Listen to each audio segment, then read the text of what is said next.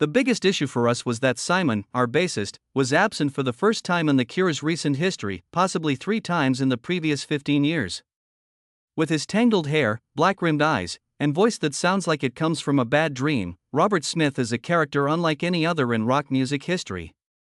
He is more than just the front man of The Cure. He represents a whole generation that has been lost. For souls that have never found a place in this noisy world, songs like Disintegration, Love Song, and Boys Don't Cry have become the soundtrack. In 2018, The Cure celebrated their 40th anniversary with a concert in Hyde Park that brought 65,000 fans to tears under the stage lights. The band has sold over 30 million albums worldwide. Despite being known as the Goth King and a pioneer of alternative rock and post-punk, Robert Smith prefers to live a calm, scandal-free life without children or commotion, as though he never sought celebrity. A musician who got into backstage brawls during a European tour, was expelled from high school for being too powerful, and was once accused of racism based only on the title of one of their songs. He has nevertheless also remained with his first love for over 50 years. As he approaches 70, he continues to stand on stage and has never left The Cure, regardless of who else did. No spotlight can really convey the depth, haziness, silence, and beauty of Robert Smith's life, which is a melancholy melody. What really lurks beneath the wild hair, the smudged lipstick, and that dreamy gaze, and what did a youngster who was once abused for being different become a global cultural icon? Watch this video to learn more about early life. Although Robert Smith was born in Blackpool in 1959, his early years were never truly confined to a single location. Before moving in Crawley, West Sussex, the town that would eventually become the first cradle of The Cure, his family repeatedly migrated from Blackpool to Horley. Robert was a timid lad who spent most of his childhood hiding in his room, playing vinyl records, in little homes with long hallways and wet evenings in southern England, allowing music to occupy the void between him and the outside world.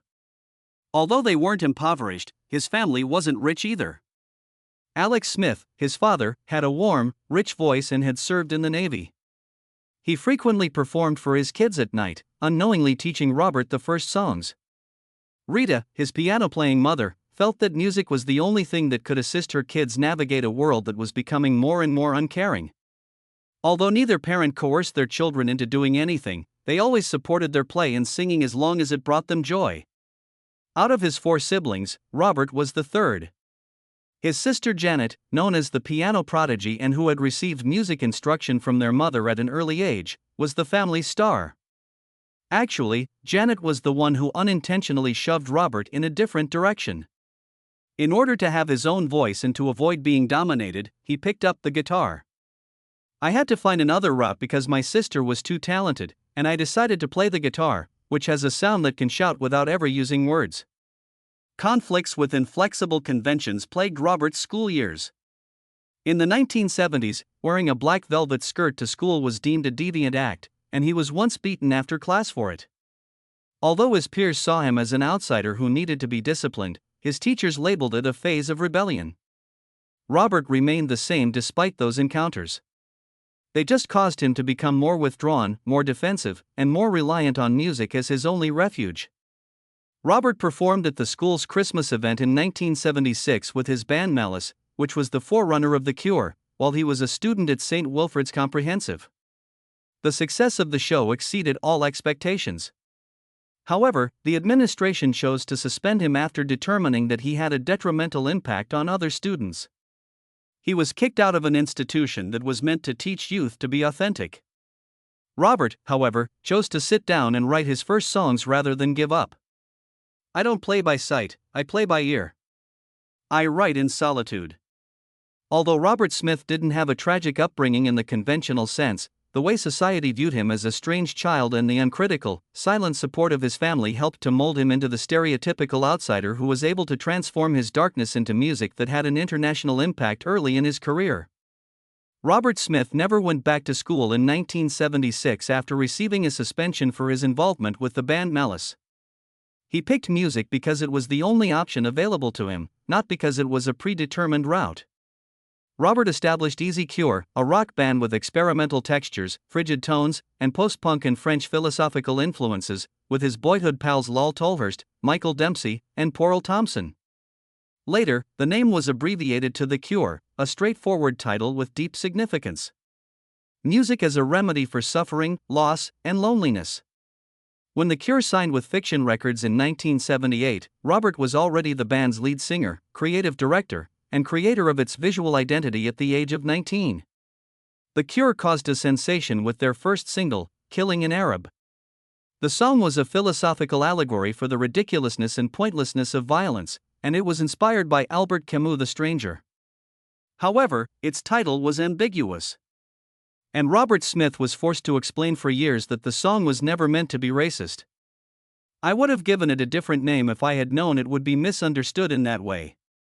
However, often the most warped things are also the most honest. Their 1979 debut album, Three Imaginary Boys, featured a patchwork of disparate emotions, ranging from emptiness to sarcasm and boredom. Robert's distinctive Chile guitar and distant voice conveyed all of this. That was just the start. Robert guided the remedy farther into the depths of the human psyche with 17 Seconds, 1980, Faith, 1981, and Pornography, 1982, where death and meaninglessness seemed to be unavoidable aspects of existence and grief required no explanation. Pornography was a documented nightmare rather than merely an album. Robert experienced near total despair during the sessions. He subsequently acknowledged that the band veered between genius and devastation, descending into drugs, drink, and growing personal fury. A real punch marked the conclusion of the 1982 tour. In Strasbourg, a backstage altercation between Simon Gallup and Robert Smith resulted in the band's brief dissolution. Their friendship had been shattered by arguments and restless nights. The Cure appeared to be done after just 3 albums. But despite the devastation, Robert continued to pursue music. After playing guitar for Susie and the Banshees, he and Steven Severin founded the side band The Glove. In addition to aiding in his emotional healing, these excursions broadened his perspective on creativity, which would eventually enable The Cure to emerge from their own shadow. And Robert was more than simply an introspective guitarist when he rejoined The Cure in 1983, fatigued, alone, but composed. The songs he wrote have survived him as a musician. He was going to compose the best parts of his career from that debris.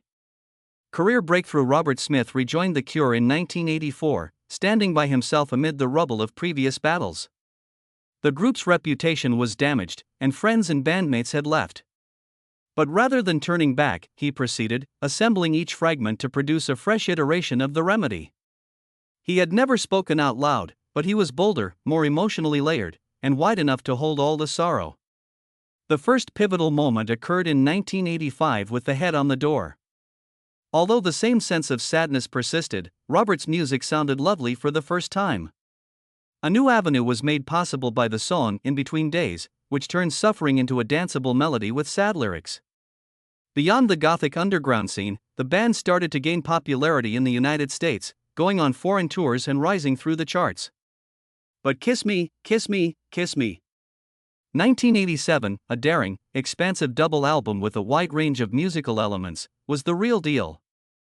Robert created a musical feast that was as wild as his own emotional state, ranging from ballad to funk, from screeching guitars to whispery voices. Due to the album's enormous success, The Cure gained international recognition. Similar to how Heaven, a song about love and sorrow, became a classic hit, it had a mystical quality that made it seem like it was both breaking apart and flying. It was just the start of a masterpiece.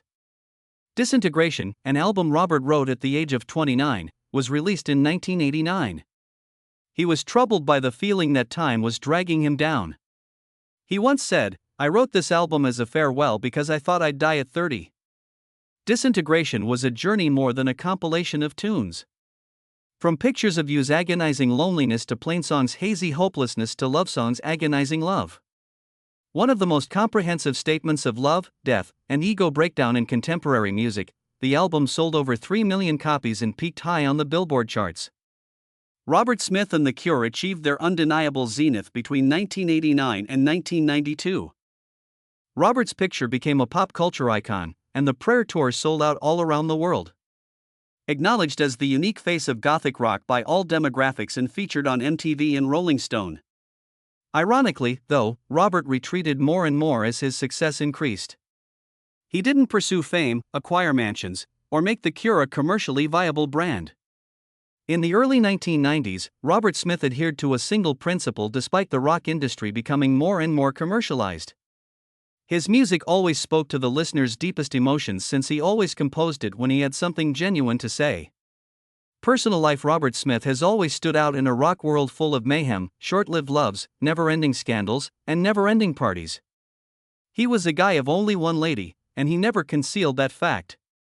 Robert first met Mary Poole at St. Wilfrid's School in Crawley in 1972, when he was just 13 years old. It took them a while to fall in love. Initially buddies, they eventually came to know one another as they grew older. Mary remained silently, without passing judgment, and without leaving, even though Robert's band was constantly changing its lineup and he was suspended from school and beaten for wearing a velvet skirt. In 1976, the year the treatment was established, they formally became a couple. They stayed together for more than 10 years before getting married in 1988. They didn't have children because they didn't want to, not because they couldn't. Robert once remarked, "I can't imagine bringing a child into this world while I'm still figuring out how to survive in it myself." Rather, he decided to write about his love for Mary. For her, The Cure wrote their most exquisite love ballad, Love Song. During those unending trips, a timeless vow was made. No marital dissolutions due to popularity, no regrets following intoxicated evenings, simply a man who always returned home to the woman who used to sit and listen to him play guitar when he was 15.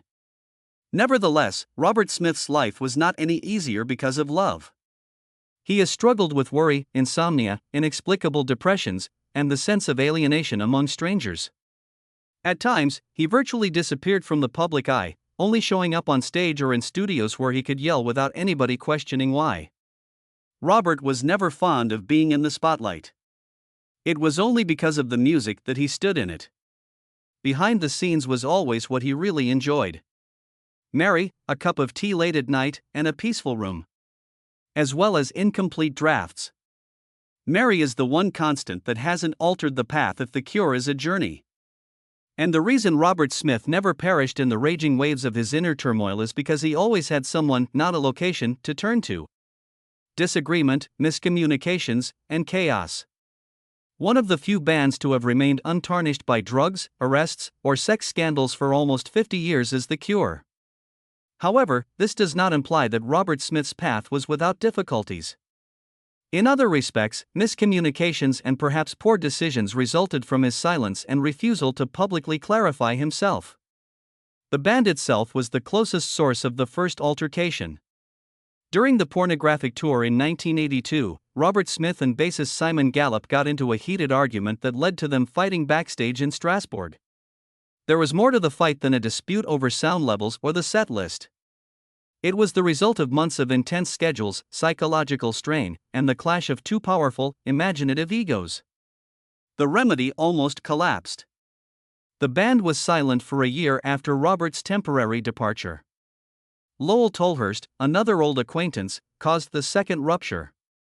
Co-founder of the band and Robert's boyhood friend, who played keyboards before switching to drums. Following dissolution, Robert had to make the difficult choice to fire Tolhurst because of his escalating drinking, which was having a negative effect on their output and workplace atmosphere. It was a really painful decision. Robert understood the pain of losing someone who had been by his side since he was a young boy more than anyone else. However, he had to decide between the band's survival and his allegiance to the past. Not every collision originated internally. Robert Smith was saddled with a label he never intended from the band's 1978 debut track, Killing an Arab. The title was immediately misconstrued as racist in a politically sensitive environment, despite the fact that the song was a philosophical metaphor about the folly of human existence and was inspired by Albert Camus' classic The Stranger. Even worse, extreme movements misquoted it. After receiving constant criticism, Robert had to make official declarations refuting any affiliation with hate groups and include disclaimers in subsequent releases that clarified the song's literary provenance. "I would have given it a different title if I had known." But in a late apology for something he never intended, he stated, "I never wrote music to hurt anyone." Robert continues to be a contentious figure among certain detractors years later. Some accuse him of acting strange to attract attention, saying that his wild hair, smudged lipstick, and dark clothing were marketing gimmicks, but they forget. That is how Robert Smith appeared at the age of 16, before contracts, stages, and any kind of notoriety. It was who he was and not a tactic. In his memoir, Blink-182, Mark Hoppus humorously described an incident in which Robert Smith attempted to kiss me at an after-party after their 2004 performance at Wembley. This was one of the more recent misconceptions. Despite being humorous and free of malice, the story caused a sensation in the media. Robert remains silent. Maybe he's been too accustomed to hearing about him from people who don't actually know him. Robert Smith has been in the center of disputes for more than 40 years, not because he chose to be there, but rather because he is the type of artist who won't compromise to appease the masses. And perhaps that very resolution is what keeps him here, under the stage lights, with his guitar and songs that have never ceased haunting his listeners. He would rather argue with his best friend, lose a record deal, or be misinterpreted than go against who he really is. Legacy and influence. Although he didn't create gothic rock, Robert Smith is credited with making it timeless. Robert reinvented a type of music that didn't need to yell to feel intense or need darkness to feel chilly, all while sporting smudged lipstick, a distant gaze, and melancholic tunes. Although he never claimed to be a spokesperson for a movement, a whole generation of black-clad youngsters scribbled journals with lyrics about disintegration and looked to The Cure as the only friend who actually paid attention. The impact of Robert Smith extends well beyond gothic rock. He established himself as an example of the kind of artist who isn't scared to be emotionally open, never tries to project a cool image, and doesn't need controversies or rebellion to get attention. Robert's music and spirit are cited as a major source of influence by artists such as Trent Reznor, Nine Inch Nails, Billy Corgan, Smashing Pumpkins, Placebo, Interpol, and even Billie Eilish. More than that, Robert changed the way musicians view songwriting as a process of self-healing rather than as a finished good to be consumed. "Music isn't something to sell," he once said. "What prevents me from vanishing is music." When a reporter asked Robert if he was happy when The Cure was elected into the Rock and Roll Hall of Fame in 2019, he responded with a deadpan expression, "Not as much as you do." The response, which was honest and scathing, swiftly became viral as a meme as it completely encapsulated Robert. No pretending, no showmanship, no performance. Robert Smith became a pop cultural phenomenon, even in terms of appearance. Throughout the 1980s and 1990s, his face was featured on magazine covers, tattoos, posters, and t-shirts. Even though the fashion industry used to make fun of his appearance, his style is now admired as a representation of defiance via silence and anti-conformity. His impact as a musician extends beyond the tens of millions of albums he sold. It also includes the survival of individuals who once thought they were alone. Pictures of you in the same deep water in Lullaby. Individuals saw themselves, their unidentified memories, and their unsolved questions as you did. Furthermore, nobody gives a damn about genre, style, or technique when crowds join him in singing at these twilight performances. They sing because they found solace in those songs when they were at their lowest. For this reason, merely referring to Robert Smith as a musician is insufficient. He is a live example that you can be unique and still be loved. He writes songs for the voiceless. A reminder that you can still create something lovely for the world even if you are carrying grief. Life in the present. Today, Robert Smith is 65. His hair, which used to be wildly disheveled, is now thin and graying, but he doesn't change it. He still wears large coats, scuffed shoes, and black eyelines, but his glance has transformed, serving as a silent reminder that he never lost up on who he really is.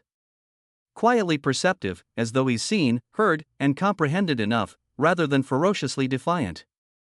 The Cure made a comeback in 2024 with Songs of a Lost World, a brand new musical voyage that is still replete with longing, loneliness, and unsolved issues after more than 16 years of stillness. The album received positive reviews. Because it was genuine, rather than because it became viral, fans welcomed it like a gift.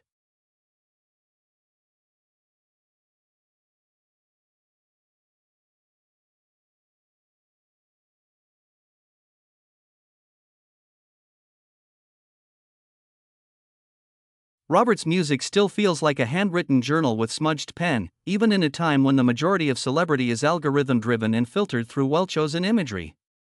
Never polished for exhibition. On the 50th anniversary of The Cure's debut album in 2029, Robert once hinted that he would quit. However, it won't be a noisy farewell if it ever occurs. No grandiose press announcement, no farewell tour. If nothing else, there will be a little stage, some vintage tunes, and the sound of a guitar playing in the dim light. He is almost unnoticeable outside of the music industry. No reality shows, social media, or nostalgic podcast appearances. He lives in an old house in Sussex with his wife, Mary, the only woman he has ever openly loved. In addition to caring for their garden and raising cats, Robert still writes occasionally. Not to be released, but to preserve the aspects of himself that he has never revealed. Robert Smith is considered an icon by many. Maybe he never made an effort to be anyone at all, to himself. He is just a man, lonely, truthful, quiet, and devoted, who decided to use music rather than words to convey his suffering. And he saved millions by doing it. Not all musicians make it to the point where their music endures. Robert Smith did so out of sincerity rather than cunning. And perhaps he doesn't require a farewell after all of this. Because Robert is always present in the notes when someone plays a love song, Disintegration, or A Forest. In the shadows, in people who used to feel like they had no place. Not only will Robert Smith always be remembered for his iconic songs, but also for staying loyal to himself for almost 50 years in a world that never stopped yelling. A guy who transformed loneliness into art and made darkness a haven for millions of lost souls, a man of depth, gentleness, stillness, and persistence. Noise was never necessary for him to become great. In addition to music, Robert Smith leaves behind a legacy. Robert's music still feels like a handwritten journal with smudged pen, even in a time when the majority of celebrity is algorithm-driven and filtered through well-chosen imagery. Never polished for exhibition. On the 50th anniversary of The Cure's debut album in 2029, Robert once hinted that he would quit. However, it won't be a noisy farewell if it ever occurs. No grandiose press announcement, no farewell tour. If nothing else, there will be a little stage, some vintage tunes, and the sound of a guitar playing in the dim light. He is almost unnoticeable outside of the music industry. No reality shows, social media, or nostalgic podcast appearances. He lives in an old house in Sussex with his wife, Mary, the only woman he has ever openly loved. In addition to caring for their garden and raising cats, Robert still writes occasionally. Not to be released, but to preserve the aspects of himself that he has never revealed. Robert Smith is considered an icon by many. Maybe he never made an effort to be anyone at all, to himself. He is just a man, lonely, truthful, quiet, and devoted, who decided to use music rather than words to convey his suffering. And he saved millions by doing it. Not all musicians make it to the point where their music endures. Robert Smith did so out of sincerity rather than cunning. And perhaps he doesn't require a farewell after all of this. Because Robert is always present in the notes when someone plays a love song, Disintegration, or A Forest. In the shadows, in people who used to feel like they had no place. Not only will Robert Smith always be remembered for his iconic songs, but also for staying loyal to himself for almost 50 years in a world that never stopped yelling. A guy who transformed loneliness into art and made darkness a haven for millions of lost souls, a man of depth, gentleness, stillness, and persistence. Noise was never necessary for him to become great. In addition to music, Robert Smith leaves behind a legacy. Robert's music still feels like a handwritten journal with smudged pen, even in a time when the majority of celebrity is algorithm-driven and filtered through well-chosen imagery. Never polished for exhibition. On the 50th anniversary of The Cure's debut album in 2029, Robert once hinted that he would quit. However, it won't be a noisy farewell if it ever occurs. No grandiose press announcement, no farewell tour. If nothing else, there will be a little stage, some vintage tunes, and the sound of a guitar playing in the dim light. He is almost unnoticeable outside of the music industry. No reality shows, social media, or nostalgic podcast appearances. He lives in an old house in Sussex with his wife, Mary, the only woman he has ever openly loved. In addition to caring for their garden and raising cats, Robert still writes occasionally. Not to be released, but to preserve the aspects of himself that he has never revealed.